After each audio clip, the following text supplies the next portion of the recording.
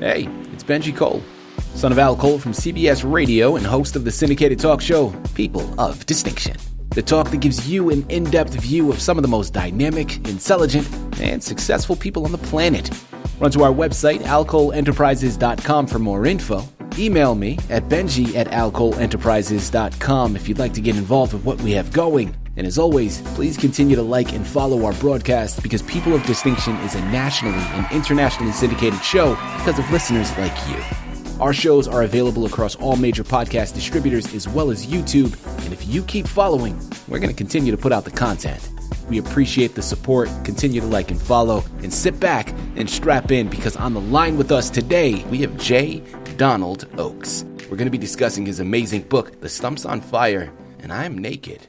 It's available for purchase through Amazon as well as barnesandnoble.com. But people, if you want to gather everything that Donald has in store, well, do yourself a favor and head directly to his personal site. And that's stumpsonfire.com.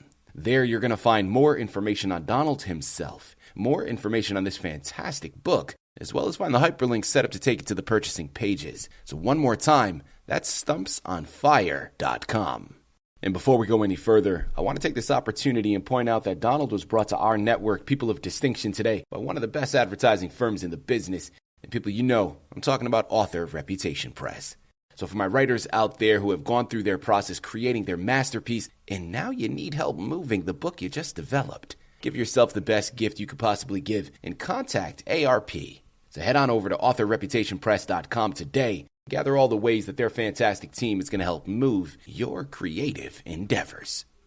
And listen, it is an absolute pleasure to have Donald here on the line. People, I'm going to put this out there first and foremost. The subject matter that we're going to be conquering today is a heavy one, okay? By no means is this a light-hearted book, but here's the reason why I'm excited to have him here. This book is going to be a resource. This book is going to offer assistance in so many areas.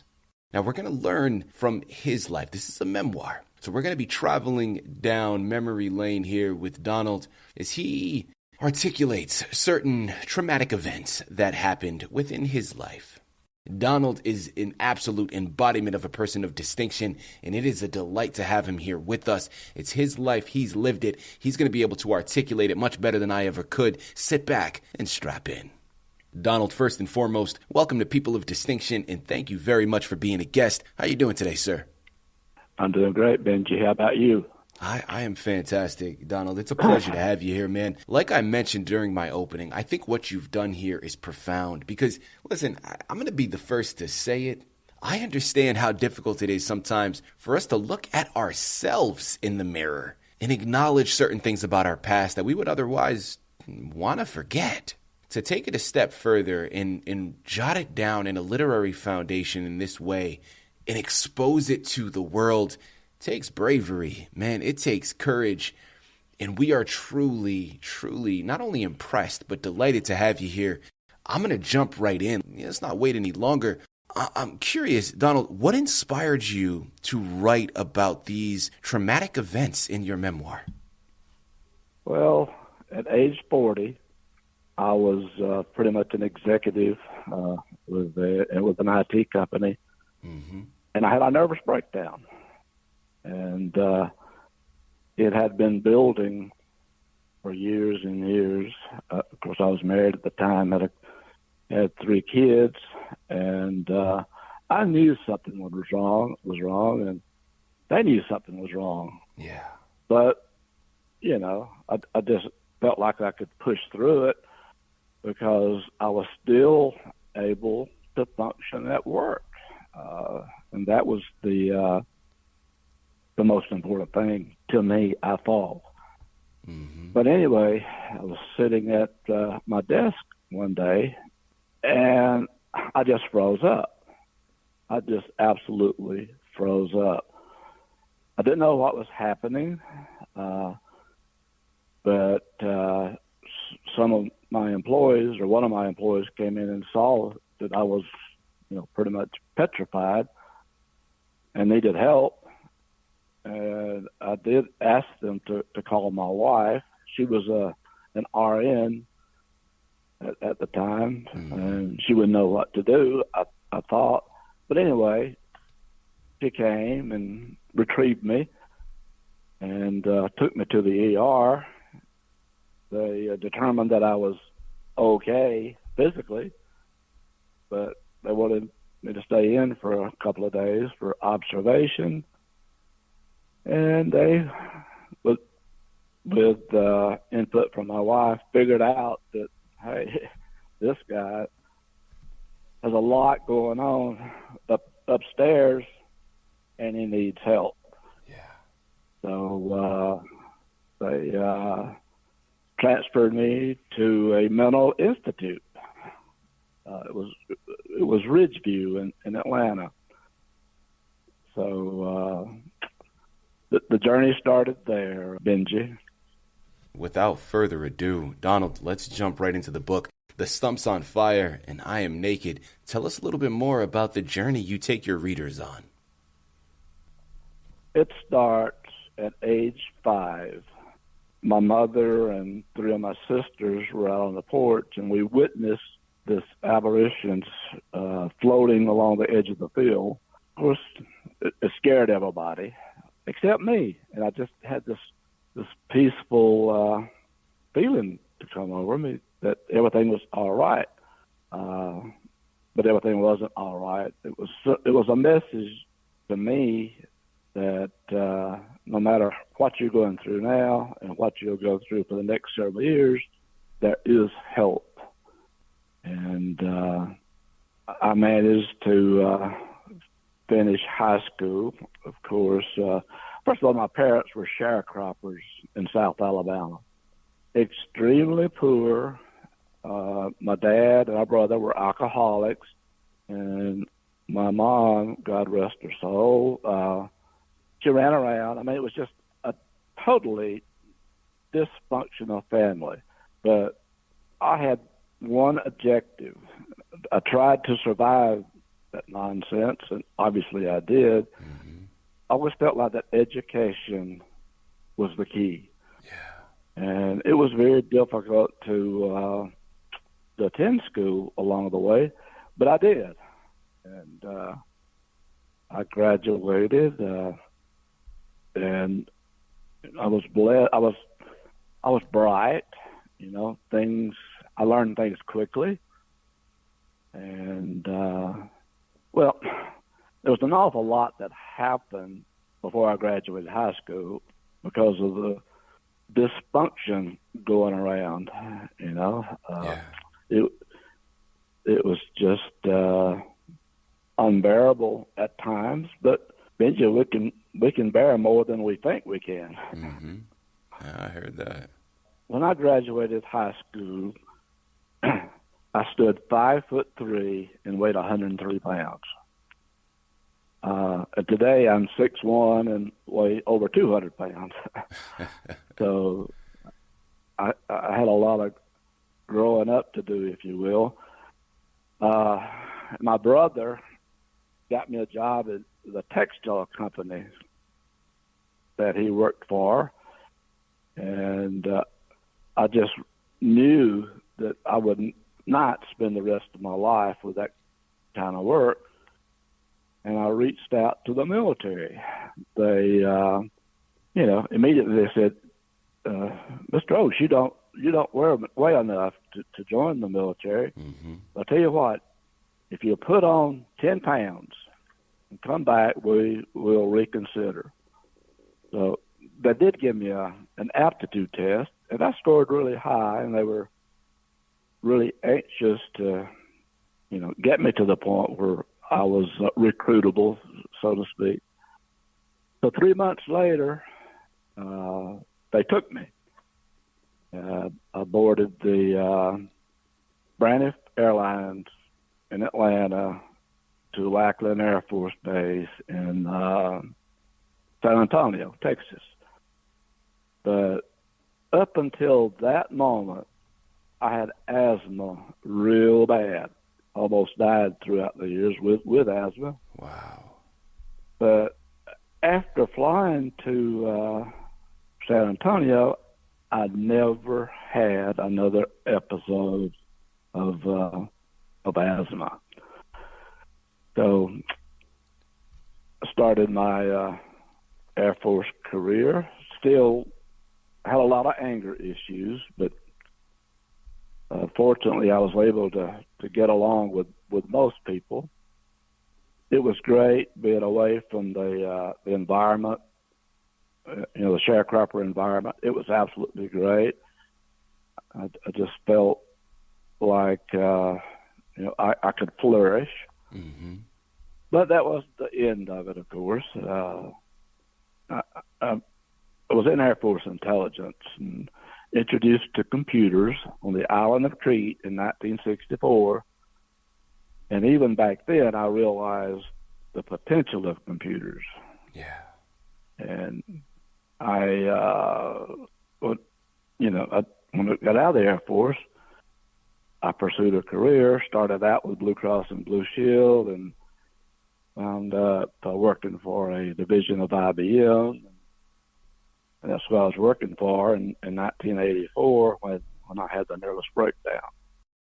People, again, we're here on the line with J. Donald Oakes. We're discussing his amazing memoir, The Stump's on Fire, and I'm Naked. It's available for purchase through Amazon, Barnes & Noble. Check out his personal site, stumpsonfire.com, to gather everything that he has in store. I'm telling you, there's only so much we're going to be able to capture in today's interview. You got to head on over there, purchase copies for yourself so you can get into all of it, because this book is impactful. This book is insightful for so many reasons. Donald, my follow-up question that I want to go into, how did you navigate the emotional journey of reliving and recounting some of these traumatic experiences while writing this book? Well, it's a good question. While I was a patient at Ridgeview in Atlanta, I met a psychiatrist by the name of Nancy Engel. As it turned out, she's probably the best thing that ever happened to me, not realizing it at the time. But I was released eventually from Ridgeview with the understanding that I would visit Nancy Engel every few weeks and continue the therapy. Well, she, of course, like all therapists, she wanted me to talk, to tell her what was bothering me. Yeah. I refused. Ms. Engel, IBM is paying you a lot of money to fix me. It's your job to fix me. And she said, well, I can't fix you, Mr. Oakes. You have to fix yourself. Mm-hmm. Now, this went on back and forth for 2 years. And she finally said, hey, if you won't talk to me, can you at least start writing it down? What's bothering you? What's on your mind? And don't filter it, just start writing. Well, I eventually listened to her. I picked up, I think it was on a flight to LA or someplace, picked up a legal pad and just started writing. And the next 2 years, Benji, it was like a water spigot had opened. Stuff just came out, and the more I wrote, the better I felt. And at the end of that 2 years, I had a large stack of legal pads, because I wrote this book out originally in longhand. And when I finally finished it, I picked it up and held it in my arms. I said, my God, this is my life. Yeah. It wasn't so bad after all. Well, thank God that she taught me to start writing it. I wouldn't talk, but I could write. Donald, I want to get a little bit more in depth here with this next one. Were there any particular moments or details that were especially difficult for you to include in your memoir? Yes, there were a few. But I talked myself into the fact this book would never be published. It was for my salvation, if you will. Mm-hmm. But my brother, one of the absolute worst things to witness back then, I guess I was 8 or 10 years old, witnessing my brother with the new bestiality. But that really bothered me. Yeah. I didn't know why, but deep down inside, I knew it was wrong.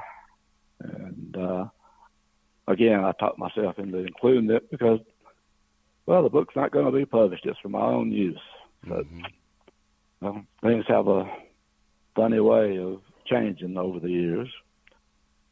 And another episode was witnessing my mother in bed with another man, and that's bad enough to witness your mom doing that. Absolutely. She was with the absolute meanest guy in the county, maybe the whole state. I absolutely hated that guy, but it happened. Yeah. And I wanted to tell Daddy about it. But no, it's something that needs to be kept to myself. And I did. I kept it in until I wrote it in the book. You know, those two things there were really hard for me to put down, if you will. Yeah, absolutely. You know, Donald, you brought up an interesting point when you're talking about, listen, you wrote these things on the page with the impression that this book was never going to be published. Now, we'll go into the publication of the book in a second, but that's an interesting point that you brought up, and I want to go into that a little bit further. Can you share any insights into the healing or even therapeutic process that writing this memoir has provided for you? At the end of the write, well, I started feeling better and better. The more I wrote, the better I felt. Yeah. The better I was getting along with my wife and family. I just could feel a change, coming over. And when I completely finished it, as I said earlier, I could pick it up. It was a tall stack of legal size paper. I could hold my life in my arms, and I said to myself that it wasn't so bad after all. But had I not put it all on paper, I couldn't have felt that. Yeah. As we close out here, Donald, how do you envision your memoir contributing to the broader conversation on trauma, survival, and resilience in our society? I know you mentioned journaling, but I know talking is another thing. Your book is a stepping stone to so much, but how do you envision your book contributing to that conversation? Well, Benji, if it can get people that are hurting, if it can get their attention, okay, if it can spark them to do what I did, and I will assure you, I will assure them that they will thank themselves later. Yeah. I mean, it's hard to describe the difference how I felt 2 years after writing that book. But if it could just get somebody's attention, but today's society is just so caught up with everything other than being happy and pain free mentally. It's I don't know. It's just frustrating to see so many people out there still suffering when they don't have to. Yeah. But the title of the book, those words, I'm not going to divulge every aspect of how that title came about, but it came out of my mouth. I was in a situation that all the components came together that I said that. And Benji, I am not a Bible-thumping religious person, but I am very spiritual. I deal with nature. Nature, as far as I'm concerned, is God. Yeah.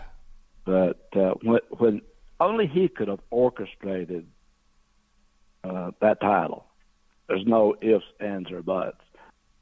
But after it happened, 1999. I finished writing the book in 1988, and this situation that I was in, the title came out was 1999, and I said, "My God, He's hit me over the head. It's time to publish the book." So in 2003, I did self-publish the book. But, and it was highly successful then, as long as I was out on the road promoting it. But, I got involved in other activities, and I quit promoting it. And Author Reputation Press approached me wanting to republish the book. And here we are. Well, listen, I'm certainly glad that they did. People, this is something that needs to be added to your shelf. There's so much happening here. And as I mentioned, the biggest thing to take from this is assistance is available. This is just one person's journey through his trauma. Utilize it to assist you through yours. It's Amazon, it's Barnes & Noble, it's stumpsonfire.com. Head on over there today, pick up copies of The Stumps on Fire and I Am Naked by J. Donald Oakes. Donald, this has been a true pleasure, man. An absolute delight, truly an honor. Thank you once again for being a guest on People of Distinction. Thank you, Benji. You're a great interviewer.